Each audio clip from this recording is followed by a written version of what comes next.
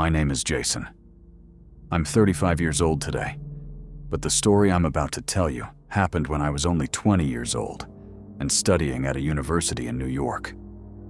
Summer break was about to begin when our university announced a 3-day educational trip for the students.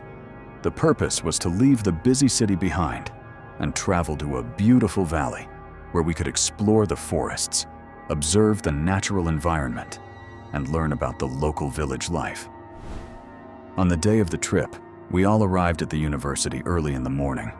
All the students and a few professors traveled in 2 buses.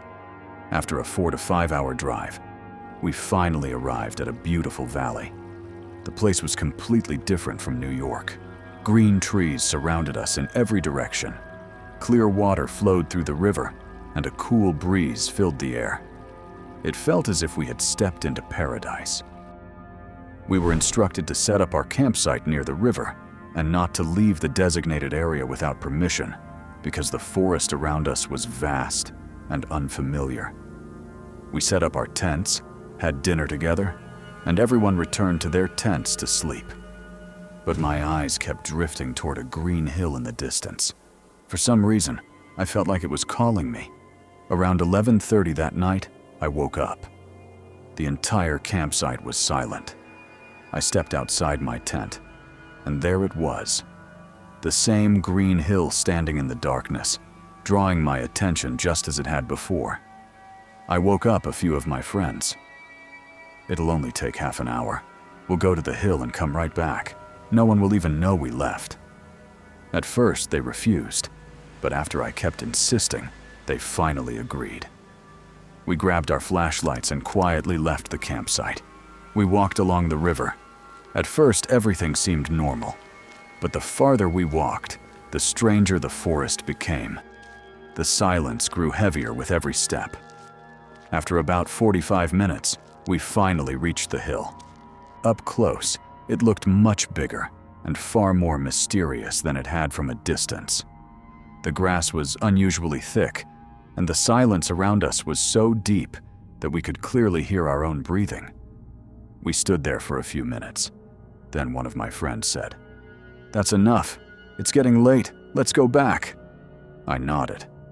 As we started walking down the hill, our feet suddenly became stuck to the ground.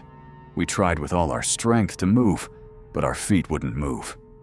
We pointed our flashlights at the ground. The moment we saw what was beneath us, it felt as if every drop of blood had drained from our bodies. It wasn't ordinary soil. It was a swamp. Our feet were slowly sinking into it. Within moments, the swamp reached our knees. We tried with all our strength to pull ourselves out, but the harder we struggled, the deeper we sank. Within a few moments, everything below our knees had disappeared into the swamp. We screamed for help as loud as we could, but the only thing we heard was the echo of our own voices disappearing into the darkness. At the same time, the light from our flashlights began to fade. Then suddenly, a voice came from the darkness. "Jason." I froze. A few moments later, another voice echoed through the forest. "We need your sacrifice." Then another voice. "We need your sacrifice." The voices were coming from every direction, but no one was there. We screamed. We cried. We begged for mercy. We pleaded for our lives.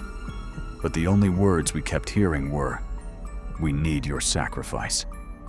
Suddenly, in the fading light of my flashlight, I saw a few dark figures moving between the trees. They appeared for a brief moment. Then, they disappeared again. The fear became so overwhelming that one of my friends collapsed unconscious beside me. Back at the campsite, one of the local guides was making his usual night patrol when he noticed that one of the tents was empty. He immediately informed the tour leader. Everyone was counted, and that was when they realized that my friends and I were missing. The search began immediately. Following the river with their flashlights, they found our fresh footprints leading straight toward the green hill. The moment one of the local villagers saw those footprints, the color drained from his face.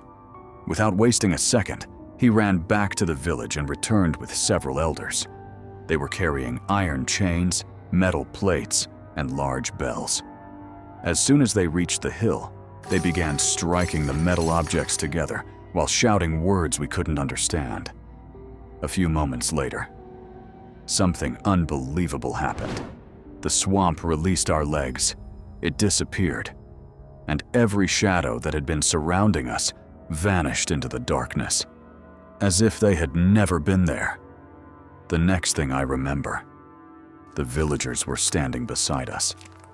As soon as we returned to the campsite, morning had arrived. The local villagers were already waiting for us. The moment they saw us, they told us to leave the valley immediately. Within minutes, we got on the buses and left for the city. A few hours later, we arrived back in New York. But after we returned, everything had changed. We were no longer the same people who had gone on that trip. Today, 15 years have passed since that night, but I still don't know what was waiting for us on that hill. There is only one thing I know for sure.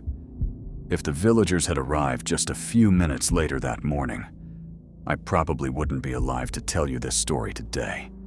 And that's why, even now, the moment I hear the name of that valley, the hairs on the back of my neck stand up. It was the most terrifying experience of my life, and maybe the last one.